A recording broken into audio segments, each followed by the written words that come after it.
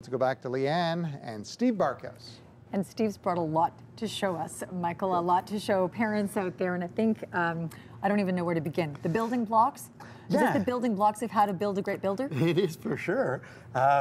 You just want to get the kids encouraged right from the very beginning. Conceptually, you're thinking about renovating, introduce them to the understanding of building. So the building blocks, they've got the architectural building blocks that actually have little houses on them and roofs. So they're very cool. But just your standard building blocks are fantastic as well. And also, we've got them, should I jump ahead? Sure. We brought along a little picture from one of our staff. Kaylee drew this. And it's just in getting the kids involved. So a nice painting by a 2 or 3 year old. Parents framed it, put it into the frame and put it up on the wall. And it just involves the children in the renovation process. And the decorating. Yes, exactly. They think about where that's going to go. Nowhere is there a banker on the table. That's an important part of the renovation process as well. But you brought along little projects, like you're being kind of the Mr. Chips. Remember Mr. Chips? I do we remember grew up him. with Yeah, Mr. yeah. Chips. But this is how to build a frame. So get your kids. Yeah, and there's all kinds of little packages you can get at Home Depot that building a toolbox or building anything, just to get them using some tools and having some fun and thinking about the renovation and the construction process. So we have some images you wanted to share as well, which tell your story. Well, again, keeping in mind the children. So you talk to the kids, say, you know, what do we want in a family room? Well, we want a play area, so there's a ping pong area. We want to have the couches for the video games, the TV's there, lots of storage to get the board games out of the way, but the nook in the back there for reading. This is one of our clients.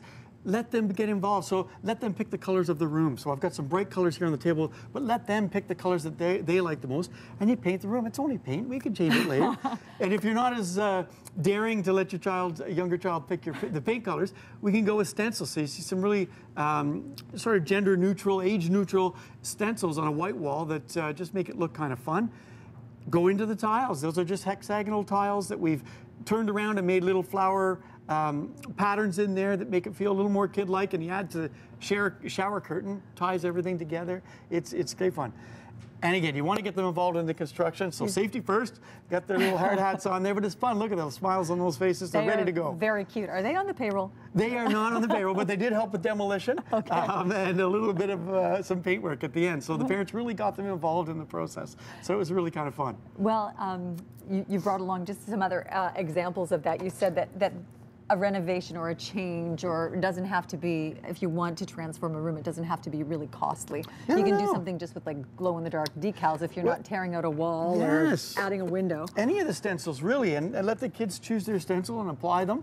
They got some flowers and some trees and all kinds of fun stuff. And you put this to the test, too. This is something you suggested, and I think you just did a room this way? We just did. We did. You take a little bit of trim, you make a frame on the wall, you just staple it on as like nothing, and then you paint it with a chalkboard paint. So this is the chalk paint by Rust-Oleum. Yes, and they have different colors. You can see on the top here, you can have more than a black chalkboard, although we have black as well. And clear. If you paint your furniture with that, you can see, look, you can label the drawers with the chalk, so the kids can actually write on other things and wipe it off again. That is so it's kind of fun, isn't it? So we were discouraged from writing on the walls, but now your kids can be encouraged to be creative on the walls. Creativity is where we're talking for sure. We have a link on our website to Steve Barkhouse and how to find him. And I think that you may have a whole lot of kids hitting the drywall this weekend. I sure hope so.